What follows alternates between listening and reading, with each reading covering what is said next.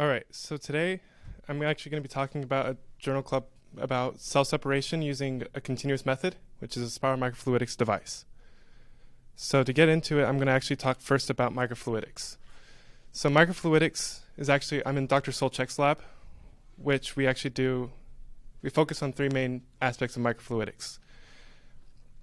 So on the right here, that is a VEX device, which is used for cargo delivery to cells. And then this is actually the device I'm working on, which is a low energy electron irradiation device that produces thin films. And then on the right here, it's cell sorting. This is a method we're using. This is not the method I'm going to be talking about today. But the benefits of microfluidics is it can actually be implemented into a simpler end user experience. So instead of having a complex process, you can actually just use a microfluidics device in line to get the same desired outcome. And then you actually have a faster analysis than if you would use conventional means, and then also has a lower reagent and sample consumptions. But the drawback is it can actually cause clogging and have complex manufacturing, especially in multi-channel designs. And even bubbles, which don't seem like a big deal, but in microfluidics, you can see in my device, they actually can clog up channels themselves. So for cell sorting, our goal is to have high efficacy, but without losing cell concentrations. So the current methods on the more macro scale are actually a cell membrane, which this goes in line with a syringe and only allows particles of a certain size through. But then they have a tendency to clog from debris, and then this intends a longer cell separation process. And then on the left here is a centrifuge, which can be very efficient, but they typically cause mechanical damage due to the high shear forces generated in the process. But microfluidics would hopefully be a continuous method that would reduce mechanical damage to the cells. So this is where we get to kind of talk about today's journal, where they actually use a spiral microfluidics device to separate cells. So it sorts based off of only size. So if you're trying to get out debris, if your debris is smaller than the critical diameter, it will actually not get sorted out from your cells. So, and then a sheath fluid, which if you see there's two inlets and two outlets, a sheath fluid is actually kind of essential to prevent stacking of the cells. So when you put in your sample, it's actually at a concentrate, and that can actually disrupt internal currents, which we'll talk about. They're called Dean's currents. And the sheath fluid allows that whole separation process where the sheath fluid will actually collect the bigger particles. And typically you want to remove the bigger particles and study the smaller ones. So this is the fun part. It's a whole list of equations where you have your typical, like the lift coefficient, hydraulic diameter, particle diameter, and then we get into all the Reynolds numbers, which the one we want to focus on, I believe, is the particle Reynolds number, which will give us our Stokes drag, which drags the particles to the outside of the channel. And then we can also get the Dean's number, which in microfluidics is essential, and it's actually where we get to optimize where bigger channels or bigger devices cannot. So in microfluidics, Dean vortexes are generated at a Dean's number of 0 to 30, while in like macrofluidics, like in a regular pipe, it takes upwards of a Dean's number of 45 to 75. So how we decide how long to make the channels is actually, or how long they decide to make the channels is off of optimum channel length, which is characterized by your particles. As you can see, the particles diameter is on the bottom squared, and then all your fluid velocities, which through testing there were so many. So Dean's flow is only results in a curvature of a pipe. So when a pipe curves, it actually causes inertia inside the fluid to produce vortices in opposing directions. But in microfluidics, that is, or in cell sorting specifically, that is an essential part because it can resist the drag force. So the Dean's force is actually pulling the bigger particles to the inner diameter, while the smaller particles in this case is a sample of plasma. So there really isn't smaller particles are going on the outside. So this would actually be for like blood donations, where you can remove the blood cells and only collect the plasma at the end. So this is, let's see if I can get a video of the device. You're going to watch, it's going to speed up quite a bit because the pumps are running. But if you look at all these small little dots on the left side, those are the bigger particles. And they are favoring the smaller outlet that's on the inside. And the smaller particles are going here. But this is where I talked about clogging becoming an issue in microfluidics, is a lot of the cells are actually just impacting on that edge because they don't have time to turn. And that in turn is developing an early clog. But this looks like a high flow, but it's only a couple microns a second of flow. It's just, this across here is only about 20 microns. So then there's also, so this is, let's see if it loads. This is, microfluidics is also considered lab on a chip. A lot of these experiments, you can run reactants. So this is actually the blood donation I was talking about, where I believe this isn't actually a blood sample, it's just particles that represent blood. But as you can see, on one side of the outlet, you're producing a clear fluid, and on the other side, you're producing a heavy cell concentrate. And you would want to focus on what they call the plasma reservoir. But this one is also a multiplexed device. So, let's see if I can pause it here real quick. So when I talked about increased complexity of manufacturing, if you look at this device, it actually has 8 spirals. And you have to have different outlets for the, I believe, the sheath flow, and then, or the different outlets for your sample. And I don't believe this one actually uses a sheath flow. But typically, I think this one's a dilute already to begin with.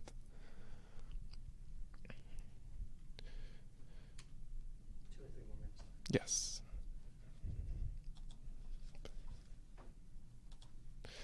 So in conclusion, they actually showed a Dean's number of 5.7 for fluorescent beads to show an effective ability to sort. It was actually in the 90% efficiency range.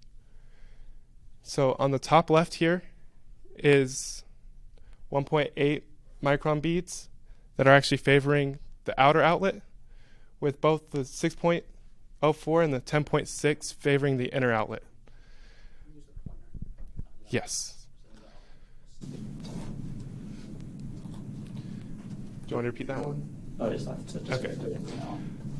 So at a Dean's number of 5.7, it actually showed that there was a preference between the two outlets. But when we dropped the Dean's number to 0.8, there's no longer a preference for either outlet. So these are actually the 10 micron beads favoring the outer outlet as it appears, but the outer outlet has a higher flow rate. So that's why they look like they're going towards the outer outlet, but they're pretty evenly distributed. So the take-home method for microfluidics itself is actually to allow more complex biological research. And this allows kind of an increased I focus on cell therapies. And they don't seem like they're easily upscale, like that was a very slow flow rate. But theoretically you can stack an infinite number of these spirals together to increase the flow rate to the desired output. And then this also allows earlier detection of diseases like cancer, where once a cancer metastasizes, you get single like cancer cell particles in your blood. This method can actually pull out those particles, which when you want to study, getting rid of anything that isn't your target is essential. So then I actually went over, there was four sources that were referenced in here, because every source had a different video, and I kind of picked and chose what ones I liked. And then I'll open it up for any questions.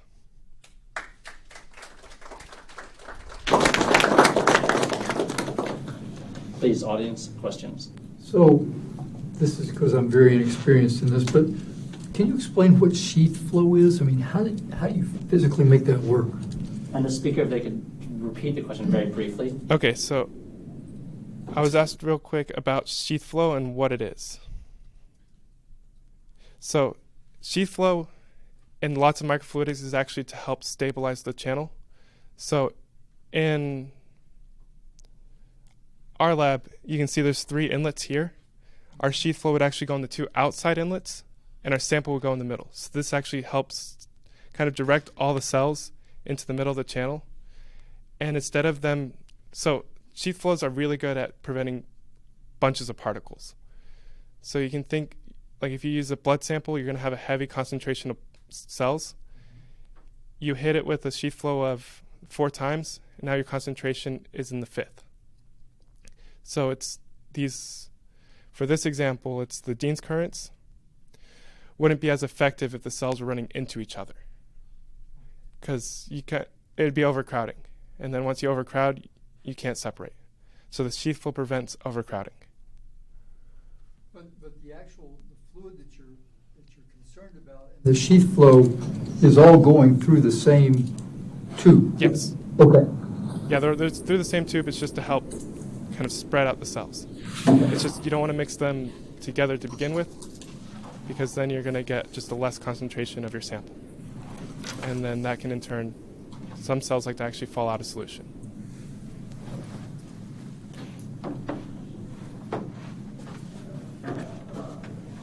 Thank you for the presentation. I really liked it. I want to understand the physical interpretation of Dean's number. So, for example, we know that Reynolds number is a trade-off between inertial force and viscous forces. So, like, which 2 forces are playing a role here? So, when we talk about that, the flow separation is governed by Dean number here. So, essentially, what 2 physical properties of the fluid are? So it's focused on the,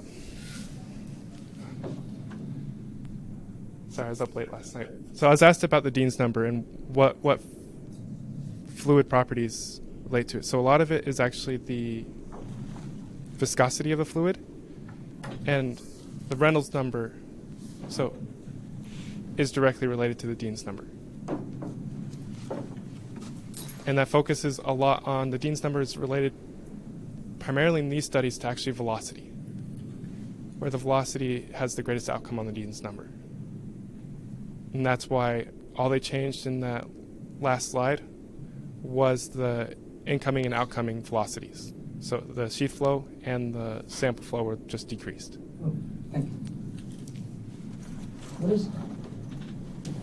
So Dean's number is proportional to Reynolds number. What is capital R? That is, I remember seeing it, I just don't remember. Oh, that's the curvature of the spiral. So as you go, so it starts out at a higher Dean's number towards the center, and as you go to the outside, the Dean's number decreases. So that's the radius of curvature of the spiral. And you need that curvature to get the centripetal forces to get the Yes. small ones to go to the outside, and the big ones, they have more force, they want to stay on the inside. Yes. Okay. No, sorry, it's the big ones go to the inside and the small ones go to the outside. Okay, show the side view again. So there's the outlet side view, Okay. which would be debris, and then the bacteria of interest is actually collected on the outside. On the outside, because they have greater inertial forces. Yes, and they're less susceptible to the Dean's force. Okay. Because the Dean's force is, the free body diagrams are up at the top of this picture.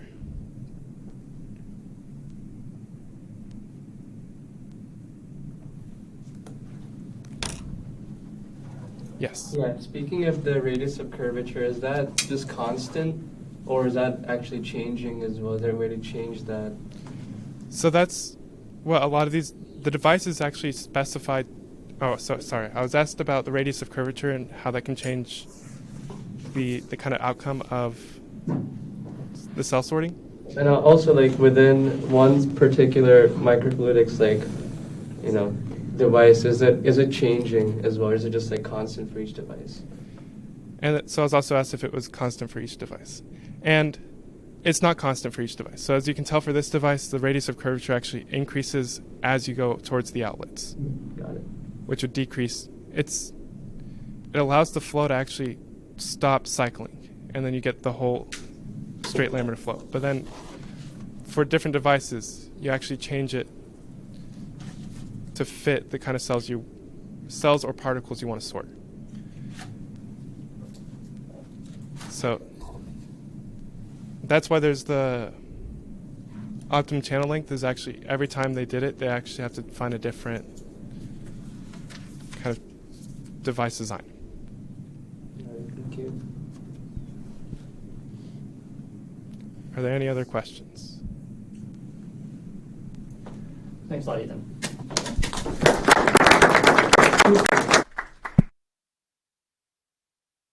I was happy to see that most of the slots are now filled on the sheet. There's like 3 or 4 slots remaining, which means that some people are going to have to work in pairs or triplets to make sure we get them all. And we could also have on a Monday or something.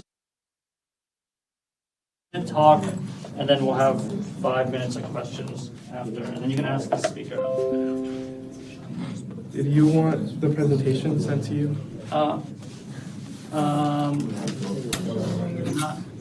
might make a grade scope thing. Yeah, I'm going to make a grade scope link, and you can upload a PDF. Okay, because I was going to, the videos probably wouldn't. Oh yeah, just a PDF. Because I was trying to send it to somebody through email just to look at, and it was fighting me the whole way.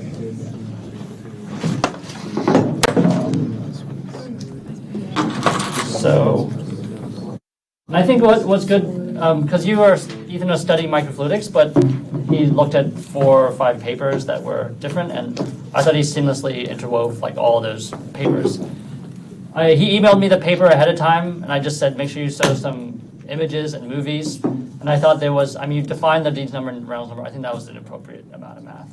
Some of you might want to go a little more, but I think that is, people should understand what you're saying. I think we could pretty much follow. And I think there's probably some interesting course projects involving low Reynolds number. That's low Reynolds number, right? Yes, Yeah. where Reynolds number is near 1. Yeah. So you get some interesting 1 or less. vortices and things like that. Because you're depending on laminar flow. Yes. And most importantly, the journal club should be enjoyable. You have the right to choose any paper you like. Choose a crazy paper. Choose a paper that you want to enjoy. So this is one of the benefits of being in graduate school. You can choose something that you like. So choose something that you think you want to learn more about. It has some fluid mechanics in it. So when I did my research, the only thing I can say is go through the Georgia Tech library for getting your articles. So Iliad. Searching up physics today through Georgia Tech's library allows you to see the whole articles right away. But if you go through physics today, you can't see any of the articles. Yeah. Or you can see their abstracts, and that's it. Did you find that from Physics Today, that article? Or the way you're just looking? One of them was from Physics Today. So the one that I actually was the title of the slide was Physics Today, and the rest were from a different journal. That's actually All right. So we have the quiz scheduled for next week. And that'll be the next class, because there's no class Monday. And the homework would be due Friday. Yeah. Turn this on. It's not on. Okay. All right.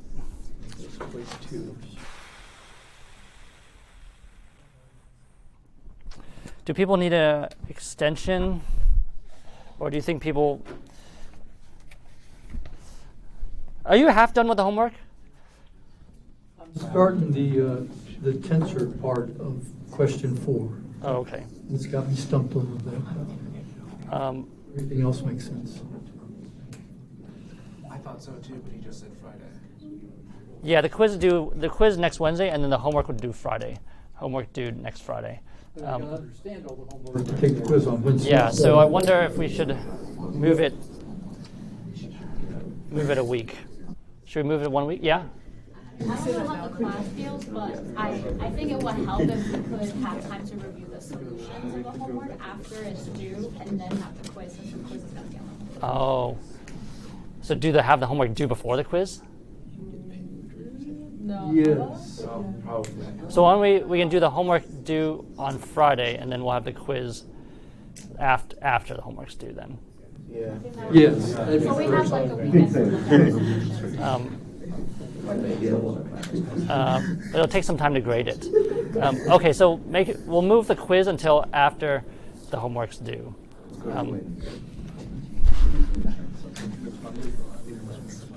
But I think we still keep the next Friday for now, and we'll update. I think we'll spend some. Let's see. We have an hour left. Do people want to talk about the homework today, or should we go? We could do two choices. We could do lecture for 20 minutes and keep on going, or we could just make this like a recitation. We talk about the homework. If you don't care, we're not going to talk about it. Does anyone want to talk about the homework for the whole class? No? Raise your hand if you want to talk about the homework the whole class. Do you want to talk about the homework for 20 minutes at least? All right, okay, all right. Let's keep on going then.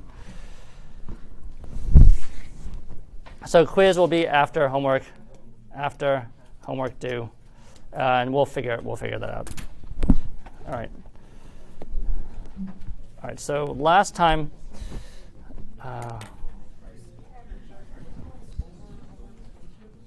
are we going to go over homework solutions after you turn in?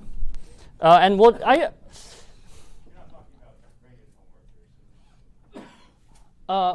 you talking about the online section, Jeremy? Yeah. No, I'm not talking about homework yet. I'll let you know. Yeah. And I've been pretty much helping everyone with the homework. All right. So last time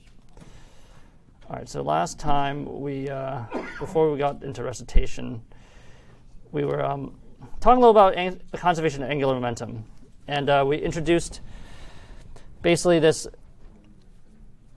Instead of F equals ma, you're basically doing the cross product with position, which will give you torque. And so left side is going to have units of force times distance, which is torque. And the right side, we have basically each of our functions before, our body force crossed with x, and our stress tensor crossed with x. And the whole reason why we're learning about tensors is because to understand the state of stress in a fluid, it's a 3x3 tensor. And to get information about that, we have to understand how to manipulate this x cross t, which we're going to do today. Okay, so that's pretty much where we were last time. So let's continue where we left off. All right, so we're going to basically separate each of those integrals in terms that we can deal with. Okay, so this integral I, I'm going to rewrite it here, d by dt.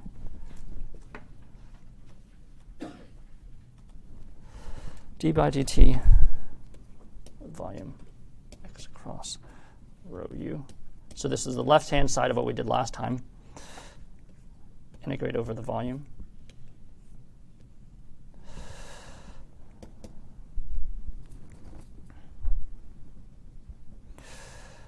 Using Reynolds transport theorem,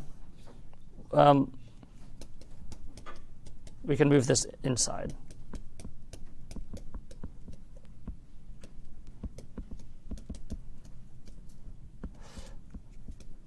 And the last problem on your homework also deals with Reynolds transport theorem.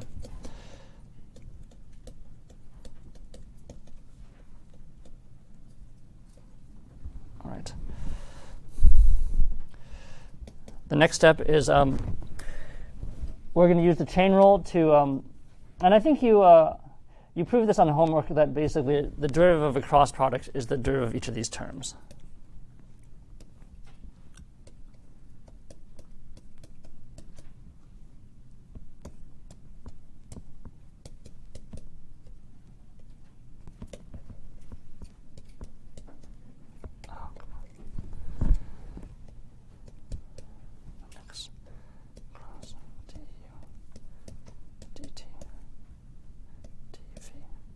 All right, so we applied one of these identities. Now, can we make a simplifying step here?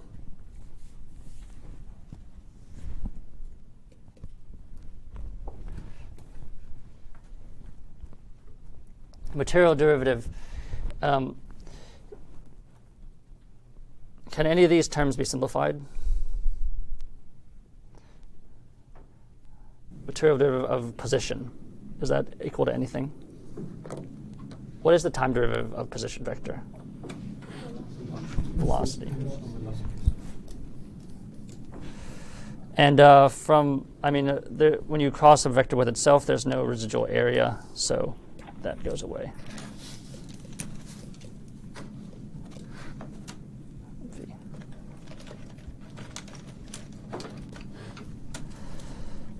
Now we attack the surface integral.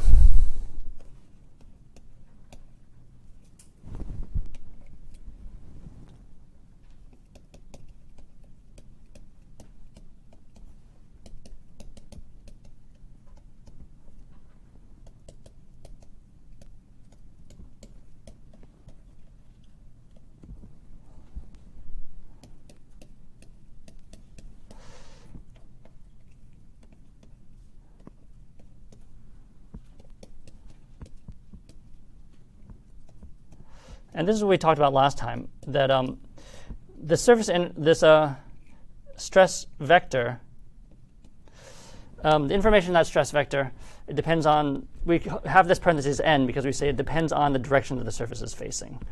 And all that information can be contained in this stress tensor. Okay. From the identities that we practiced, you can rewrite this as the following.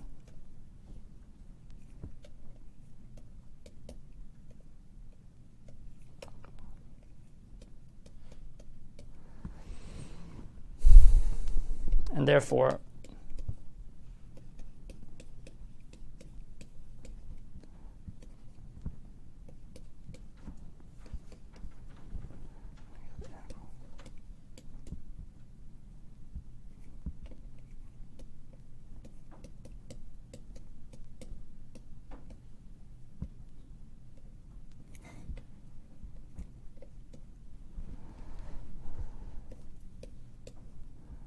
and using divergence theorem, we're going to re-express this.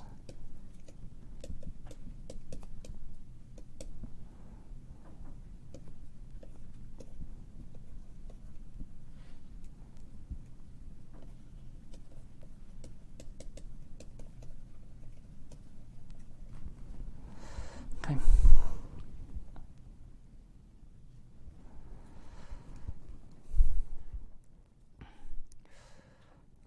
All right. So this this stress tensor crossed with a position vector, we can, with a little bit of manipulation, we can rewrite that as two terms that are going to give us some intuition of that, the symmetry of T. So let's talk about how we're going to do this. So this is the first time we're working with tensors. Just like a vector is 3 by 1, this tensor is 3 by 3. But you can imagine a tensor is a little device that basically, if you multiply by a vector, it gives you another vector. Okay. So you multiply by a vector, it reduces in order by 1. So I want everyone at their seats see how we would work this out. Where we're going to let x is equal to xm em. Okay.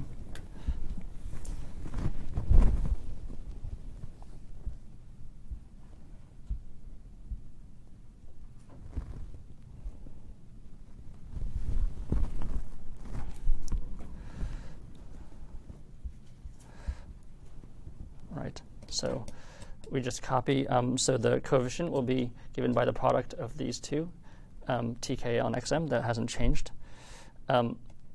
Now this order is important. The cross product is t is first and then x is second. So the L sees this m and it doesn't see the k. So that ek remains unchanged. And then you have let's be really pedantic. We're looking like this, okay?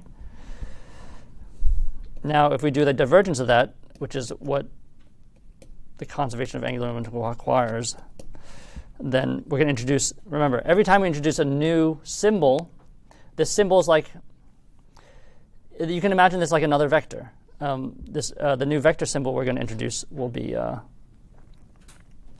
k. Okay. Do I want to do? So basically, you imagine this is going to be something like E LMN. I don't know. Let's call that EO. Let's go EO. This O is going to hit the K. So this would be DXO. You can see that O is going to hit the K, and so you're going to make Dirac delta, and that's going to be DXK. Okay, so I'm just going to do a little shorthand here. If people are not comfortable with that, we should stop and redo it so you understand. But I think by this point, a lot of you are familiar with how when two vectors hit each other. Epsilon. And this one we're going to call E sub n. So this will be LMN E sub n. Okay. So we did two things. We introduced a new vector in the front, which got demolished by the EK there, and we introduced a new vector E sub n, so we don't have to write this LM all the time. Okay. Now this is going to be split into two terms because you got the left, right, the t term and the x term. So let's just write this together: TKL, DXK, XM, and then we just copy LMN, EN plus TKL.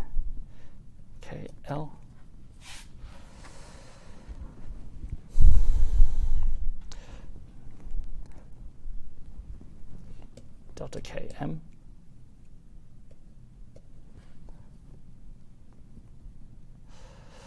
So derivative of x respect to x is only going to give you something valuable when k and m are the same number. So we have this delta km that results from the derivative of x respect to itself, and we just copy.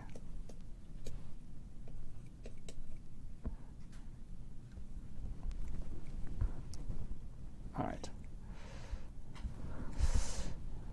So with some practice of working things out, you can see this is going to be divergence of the stress tensor. That's why k has the same coefficient as tk, and then cross a new vector xm, because xm has no thing in common with these two. So that's cross a new vector, and that's where this lmn comes from. L, M, and N. Remember, that's the signs of the cross product. And then we introduce a new notation.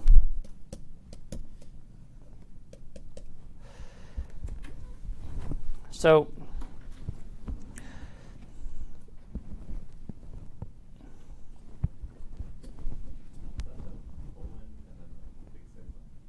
yeah, that's a big sigma.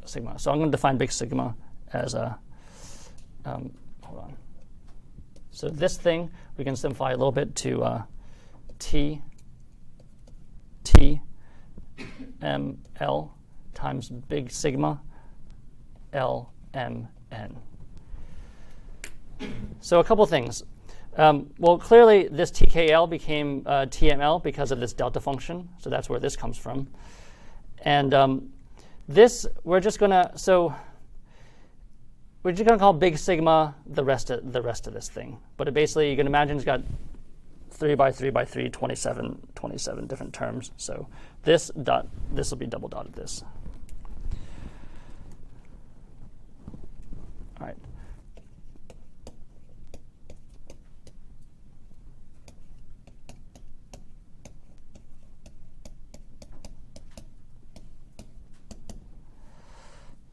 So let's put it all together.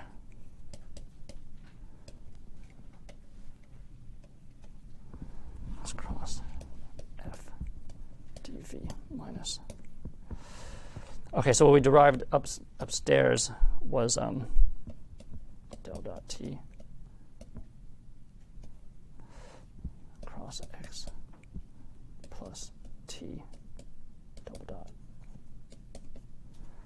sigma. Okay, so that's everything that we've done today. The left-hand side, we used the Reynolds transport theorem to get that we pulled the material derivative into the integral sign, and then we used the fact that material derivative of x doesn't give you any value, so basically that further brings the material derivative down to the right-hand side of this cross product. We didn't do anything to this position cross the body forces, and here we got this from two conventions. One, we talked about how the stress vector is n dot a stress tensor, and then we did some manipulations to show that the divergence of stress tensor across the position is giving us these two terms.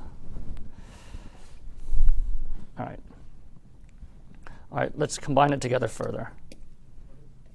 Oh yeah, sorry. The big sigma, Big sigma, it's equal to what exactly? It's equal to everything that's on this. That's everything that's.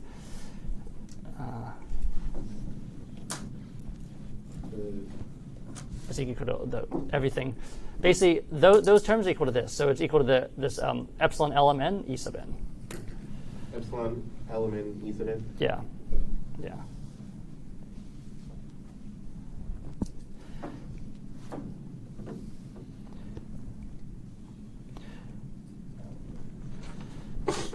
All right, maybe be a little bit more careful. Okay, so, all right, let's. Okay, so this double dot product. Let's take a step back here. Okay, double dot product means it's like it says, one vector, the inner vector double dotted with the outer vector, inner and outer. So okay, let's just be really. So T is given by this. This is what we defined in the beginning, right? I think we said this in the very beginning. We said T has those two components, TKO. So that's the same. And then when you do a double dot product, you're basically taking this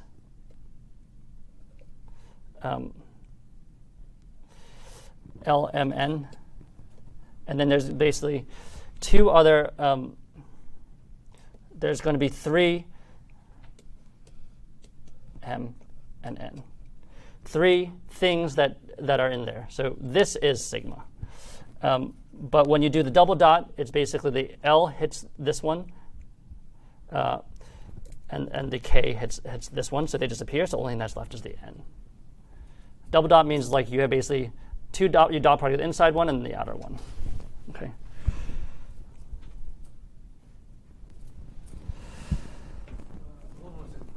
Yeah. The K, inside, and then outside. So the EK matches with the center vector or EM, and not EN. Or I'm just making sure that that's the case. We're pairing up EL and EK with EM in this scenario. Yeah, I think it's when we do the it's the inside and then the outside, right?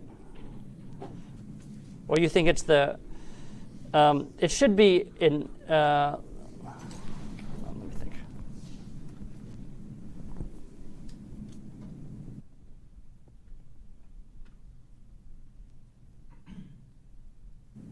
I think what I have here is right. That we basically do the inside and the outside. Okay.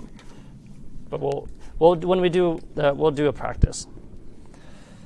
I'm just confused because you say inside and outside, but EM seems like in the middle of EL and EM, so I was a little confused. Does it, the EN's definitely remaining at the very end, but that's what I remember. I'll do a correction if I'm wrong for the homework when we do the homework. EL.EL, EK.EM. Yeah. Well, the way you get this TML epsilon LMN, it's basically comes from here. And technically, these were not these LMN were resulting from there's some other dummy variable. So if I were to really do it right, there's some other dummy variable that comes in here. KLN IJ, thanks. And this would be E, this is IJ.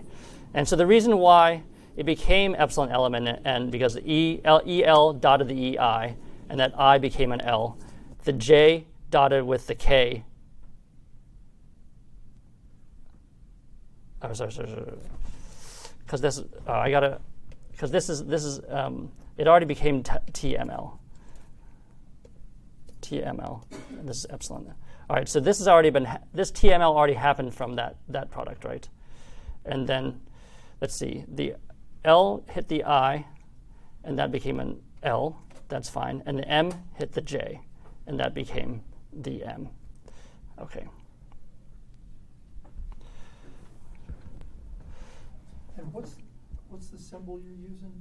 It's a big sigma? Big sigma with 3 lines under it. Okay. It's 3 lines because it's got 3 components, 1, 2, 3. And basically when it hit a tensor, basically a 2-vector tensor, it became this vector. That's the only thing that remained. Like these are the coefficients. So basically this thing's got to have three vectors underneath it.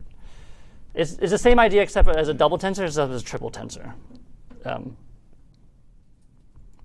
right.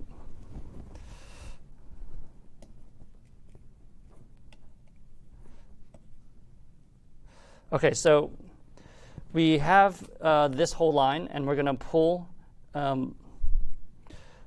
stuff because everything has these.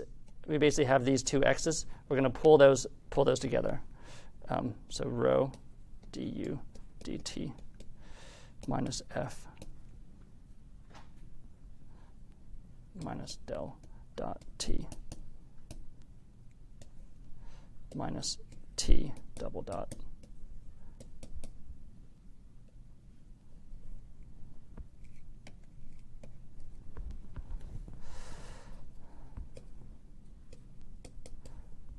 Okay, these notes are getting kind of messy. Sorry.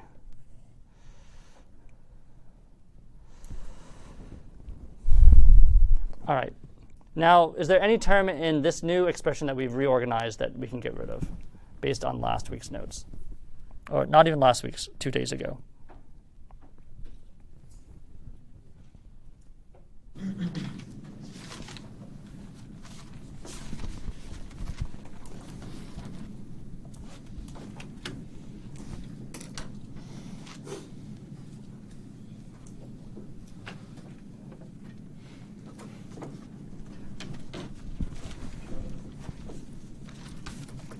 Get rid of everything in those hard brackets. Yeah, in the square brackets. And by what? Why is those equal to 0? Conservation of angular momentum. Yeah. So this is by the Cauchy momentum theorem. So it's good we did the momentum one first before the angular momentum one. All right.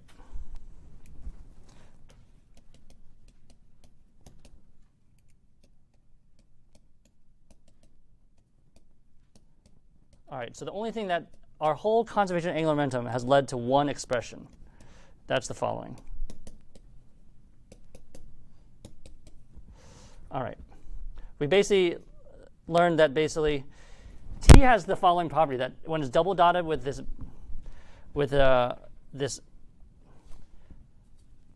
people call it the big sigma. We're going to call it the big sigma for now. But it's,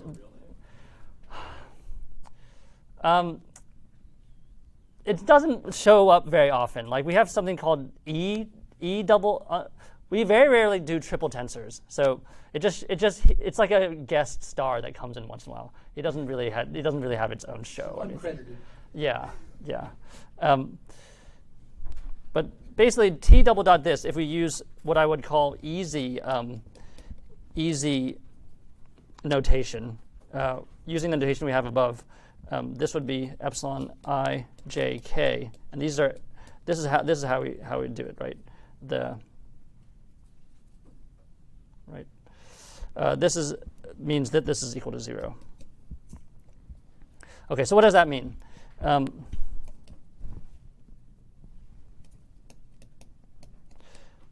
Okay, let's take k equals 1.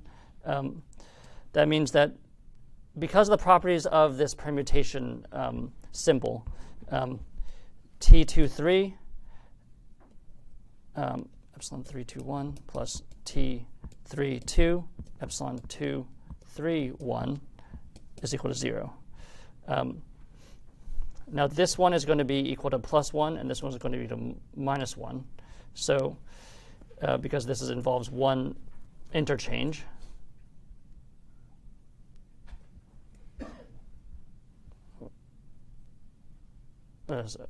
other way around, sorry. -1, -1, and 1. This involves one, the first one involves one interchange, the other one's just a cycle. So we get T23 is equal to T32. And that's true not just, and those are two elements on this past the diagonal. So similarly, we can say something very similar about the other elements. T13 is equal to T31. T12 is equal to T21.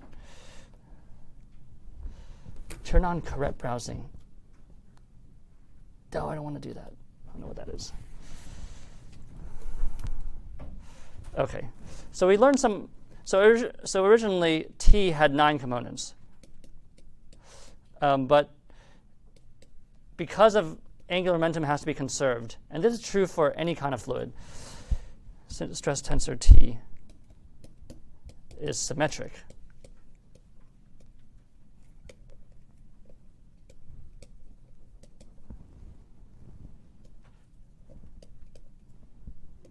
Only 6, not 9 components. All right.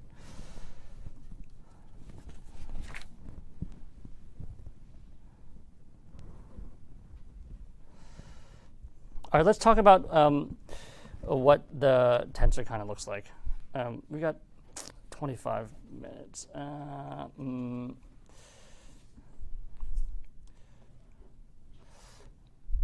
Here, let's do a little bit. Stress in a fluid.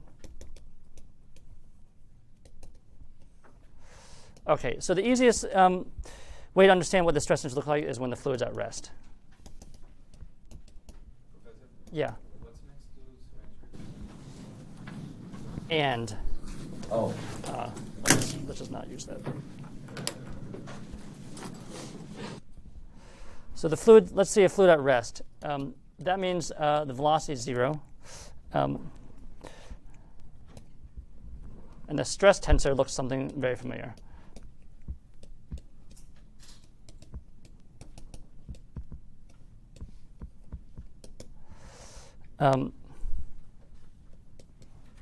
We call this state of stress isotropic.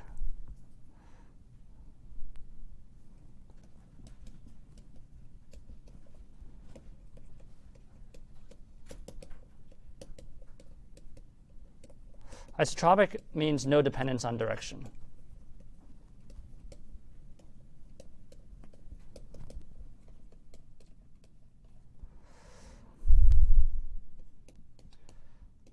So T is going to look like the following.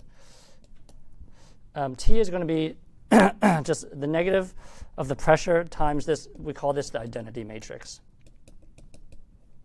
the identity tensor, which is basically just ones along the diagonal.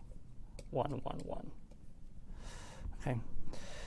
The reason why that negative sign arises is just because our convention for pressure. Remember, we have n going out, and we consider ourselves to be under a lot of pressure when we have positive pressure. All right. So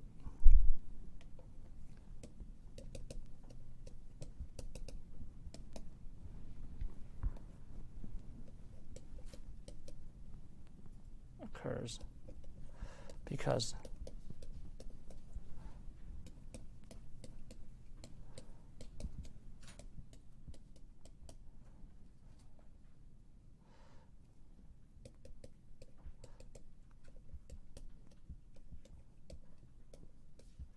so n dot T is the stress vector, but we consider positive pressure to be compressive. and that's just arbitrary.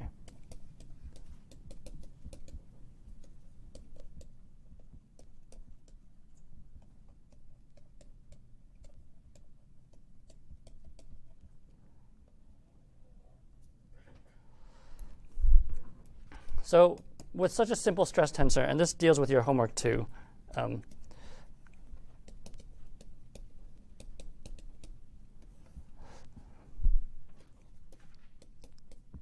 if there's no fluid motion, then your conservation of linear momentum looks like this. And if the only body force is gravity,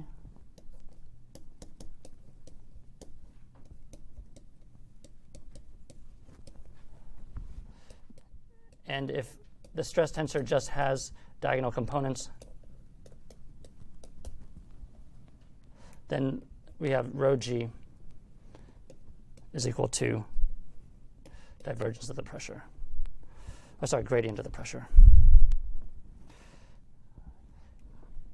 The term that you might have seen as an undergrad is probably more simple because this is Pascal's law, but Pascal's law in the vertical dimension is just negative rho g. Change in pressure with respect to the position increases as we go in decreasing z. That's why the negative side. So the weight of fluid is supported by pressure forces.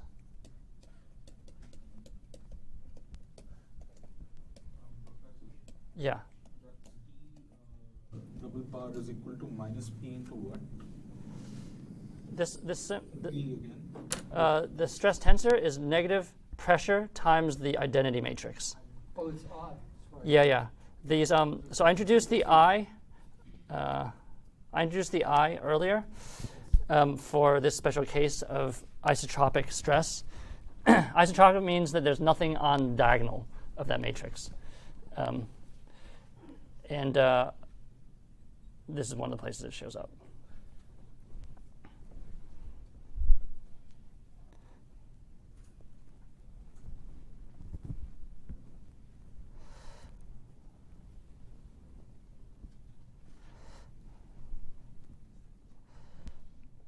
So for one way you could use this. So this is the equation for hydrostatics. You could take the curl of this equation star, and you'll get this.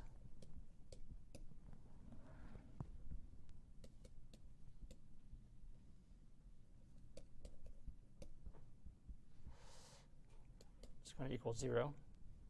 And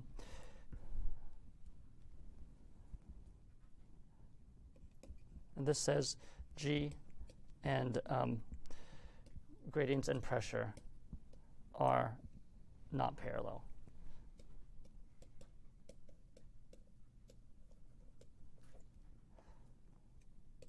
And that gives you convection.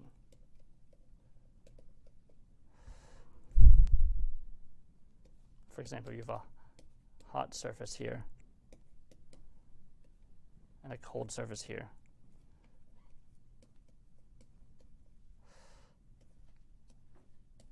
And gravity's down here. You're going to start to get these things, convection cells.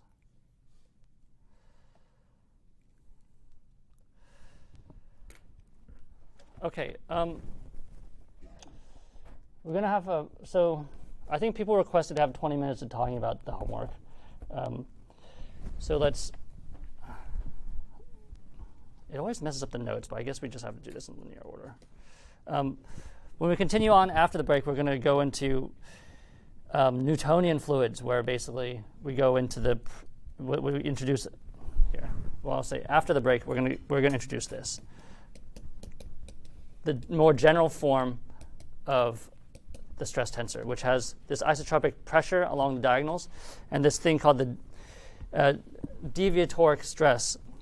This is going to depend on fluid. We're going to show that this is going to depend on fluid gradients. Okay.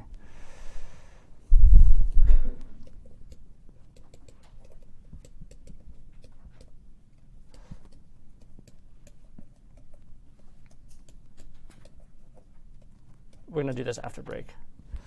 After break. And we need to know the details of that, because for you to calculate, for example, the energy needed to heat up your bathtub, we have to consider basically spatial gradients in velocity, which leads to energy dissipation. In other words, like Couette flow, you have basically like, high velocity at the top and low velocity at the bottom. If you have gradients, that's going to lead to dissipation naturally. So we have to introduce that notation. But for the bathtub problem, we just scale this. We consider it a one-dimensional thing. Okay, we're making good progress. All right, so now it's recitation time. So, and I did have a pretty lively 4 people show up for the Zoom. So remember, Mondays and Wednesdays at 4:30 to 5:30, I do the online office hours, where basically we use the iPad and we basically go through all the questions that you want to ask in front of the class. We'll do it again today. And for the people online, if those still don't work for you, we can come with another time. This is not the greatest time because my kids start to get hungry around 5. But there's some online people, I think there's some people who that's the only time they can make. All right, so the homework, homework, again, I think you do the handout problems. I think we did number 1 in class. We talked about number 2. We pretty much did number 3. Does anyone want to bring one up for number 4 that we want to talk about? Because I pretty much have done 1 through 3 in person. I don't think we can do parts 4, 1 through 8 and still finish the semester because it's going to be pretty long. But 9 was, I would like to see something with the tensors. All right, let's talk about part 9 then, briefly. So number 4 point Roman numeral 9. All right. 4.10? Yeah, do that instead if you want. Just anything, either one with the tensors. Okay. So we started talking about tensors today. They're not that scary. All right. All right. So if you haven't started that problem is asking to prove this. All right. So part 9 is A dot C, and I'll add the tensor symbols. You got to prove this. If and only if C equal to C transpose. All right, so let's translate this into Einstein notation. And there's no tricks. It's just the same thing we did the last time. We go left to right, introduce a new letter for every time we see something. Okay. So first of all, let's just define what C is so everyone knows. If we're going I, J, K, what should I write here? C, and then what for the subscript? I, J. Good. I heard someone whispering, like it was a secret. I, J. All right. E-I, E-J. Yeah, that's exactly right. So remember, tensor just has 2 directions. When you hit by a vector, it becomes another vector. And the important thing about this tensor is that if it's hit by the left and it hits by the right, it kind of does different things. Because if you hit it by the left, it hits the I index. It hits by the right, you hit the J index because the product order dot product. All right, and so that means, what does that mean? That means C transpose.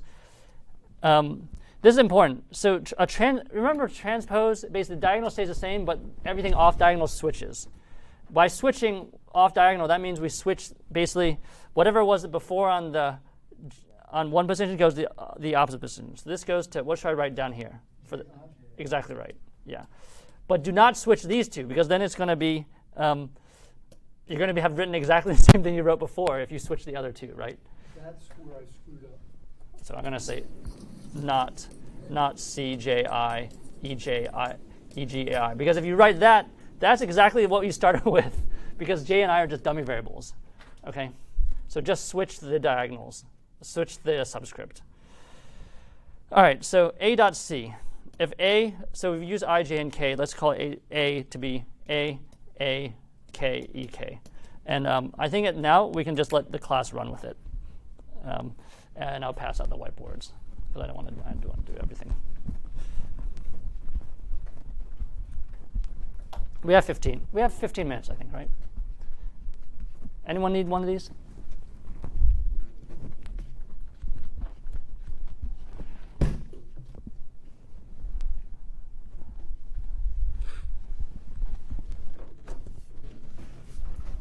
put one here if you need it. Otherwise, try to do the dot product on your own, and then we're going to go over it.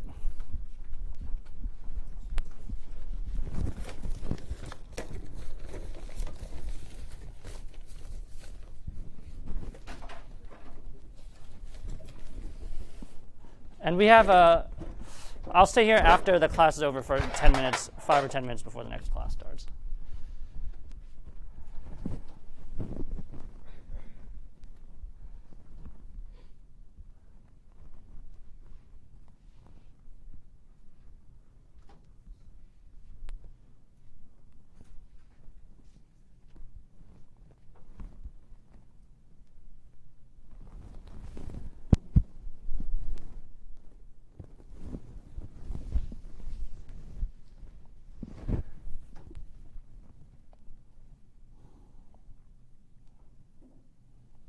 So to do this, you need to do A dot C, and then you're going to do C dot A, and then you're going to show that they're the same if you satisfy this property.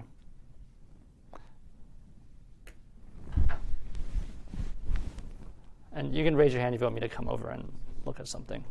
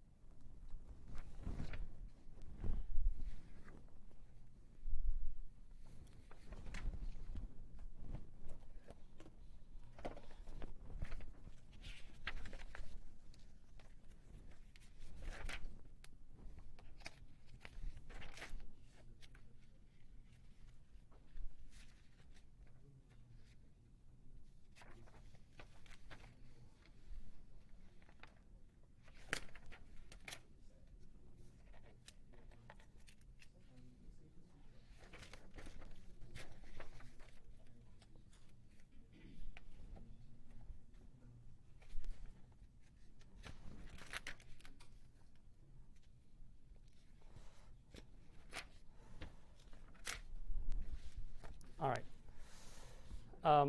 Raise your hand if you're you want to just go through it. Okay. Did people make any progress? People making some progress? All right.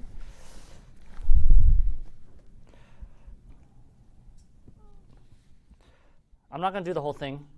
I'm going to do some of it because you've got to start to stand on your own 2 feet before the quiz. So, all right, let's do A.C first. All right, so let's just copy what we wrote before, AKEK dot CIJ EIJ. It's legit because we've introduced a new index for every new symbol, right? Now, remember, so what sees what? This dot product it's k dotting with this ei, ej. The first thing it sees is the I. So that's going to become a delta what? Delta ki, right? And so that's going to give us as this, that means we can place all the k's with i's. So we can write this as a, let's just be pedantic, a cij delta ki ej. And we're going to write that as a I cij ej. That's as simple as you can get. Physically, it makes sense because you dotted a vector with a tensor. First order by second order will give you a first order. So what you're getting is a vector.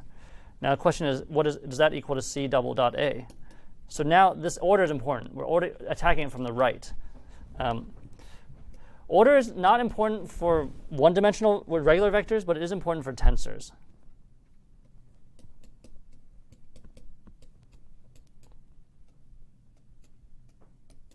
I don't mind using my dummy index k again because they're on the opposite side equation, and I know the k is going to be obliterated by the j later, so I'm just going to reuse it. So that by the same token, the j is hitting the k, so we would delta this, and this gives us ei. So this is going to give us aj, cij, I. All right, so we've got to compare these two. We've got to compare this one and this one. One thing I noticed, I tried to keep to my ij notation because that's what I started with. You could replace the j with the k's, but why make your life complicated? So keep the original notation. So are these ever equal? Well,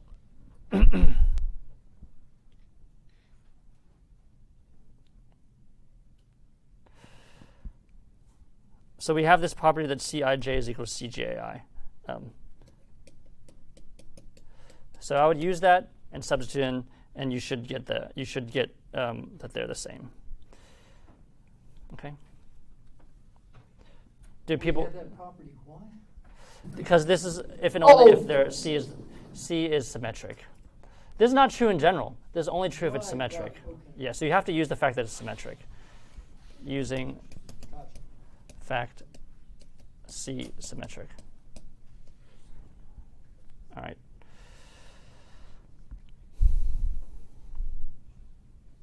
All right, so for example, A, I, C, I, J, E, J. If it's symmetric, we can write that as A, I, C, J, I, E, J, using fact, using symmetry.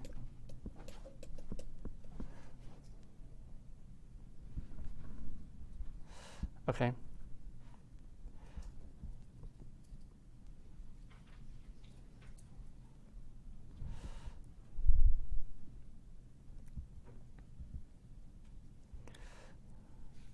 All right, I think that's enough for you to work with. And it's very similar for part 10. Here we have C is negative C transpose. So physically, what does that mean? That means Cij is not just Cji, but it's negative Cji.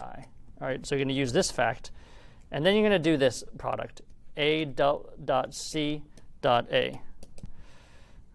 So starting from left to right, we have AK, EK, CIJ, EI, EJ, AL, EL, right? So dot, dot. So you can see this one hits this one, and this one hits this one. And then you can just,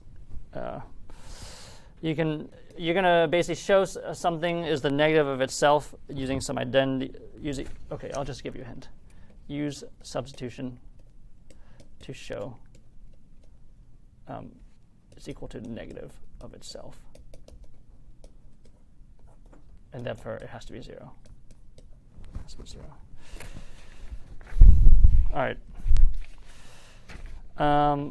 Let me give you some hints on the other ones, so that basically our next class can be the last class we talk about this notation before quiz time. Number 5. So number 5 on this homework, you're dealing with position vectors. So position vector x is just going to, you're just going to write that as xi, ei, right?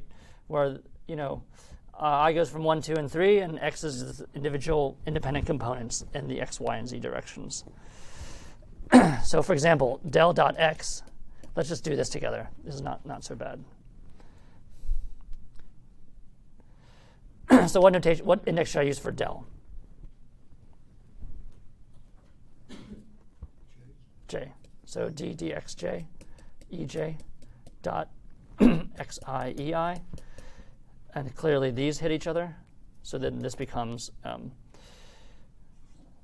delta ij, d dxj,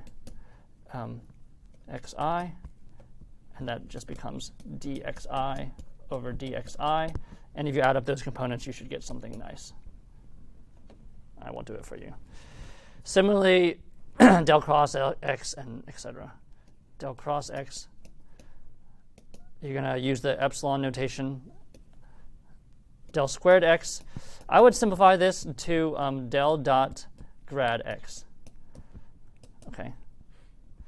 And part 4 is this not position vector, but the distance from the origin squared, which you can write as xj, xi. Okay. Oh, sorry, xj, xj. So that squared. Okay. So the sum of these squared. So basically, to show del squared r,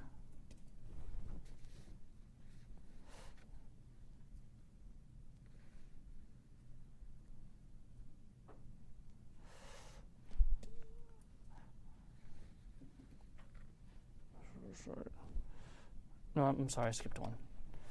This is part 4. This is given you by definition, xj, xj. Differentiate both sides to show dr dxj xi is equal to xi over r. All right. Number 6, you're given, these are applications of divergence theorem.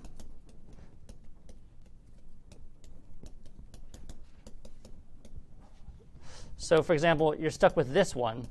Remember, divergence theorem tells us that del of something is equal to n dot n of something, ds. Okay, volume. And this, I would call this the generalized divergence theorem. So I think everyone is familiar with one of the dot product. But the amazing thing about divergence theorem this is page 75 of notes of a handout. You can replace that anything on this side with basically a vector or a scalar.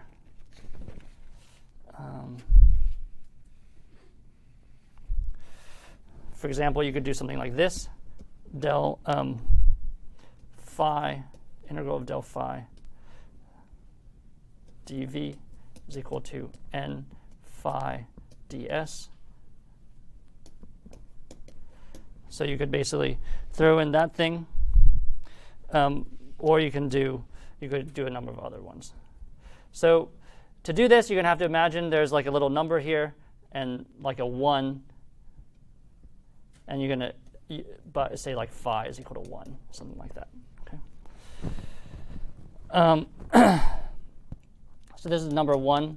Part 2, I would use index notation to simplify that thing and then apply divergence theorem.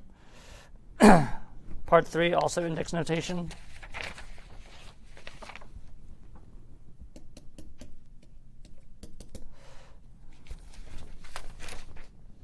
And the very last question on the homework deals with Reynolds transport theorem.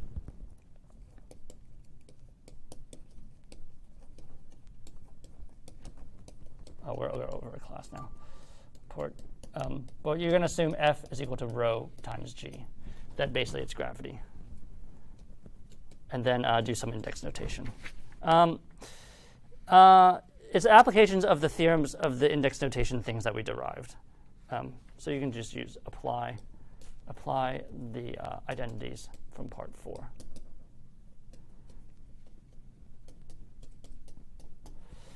Okay. So sorry we went over 1 minute. So you have your holiday, and then you will have the last class before the homework's due. Some of you are a little behind, but I bet a lot of you are going to finish in time. So I don't think the homework deadline is going to be extended. But I do hear you about getting the homework feedback before the quiz. So we'll delay the quiz, but it will come. But make sure you stay with the rest of the class to submit the homework. Because if you come in like 4 weeks, be like asking somebody about index notation, they'll say, I already forgot it. We turned that in already. So please stay with the rest of the class.